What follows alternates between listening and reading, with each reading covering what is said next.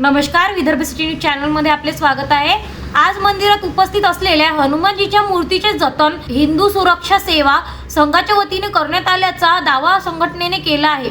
संघटनेच्या म्हणण्यानुसार संबंधित मंदिरातील हनुमानजीच्या मूर्तीला कुलूप लावण्यात आले असून ही मूर्ती अनेक महिन्यापासून बंद अवस्थेत आहे। हिंदू सुरक्षा सेवा संघाने जाहीर केले आहे की येत्या 6 जानेवारी रोजी उपविभागीय अधिकारी म्हणजे एसडीओ साहेबांना याबाबत अधिकृत निवेदन देण्यात येणार आहे।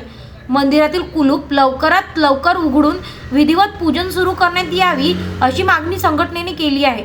संघटनेच्या माहितीनुसार हे मंदिर अमित भिलोंडे कडून बंद करण्यात आले असल्याचा आरोप करण्यात आला आहे। हनुमानजीची नियमित पूजा सुरू व्हावी यासाठी कायदेशीर मार्गाने आंदोलन छेडण्याचा इशारा हिंदू सुरक्षा सेवा संघाने दिला आहे।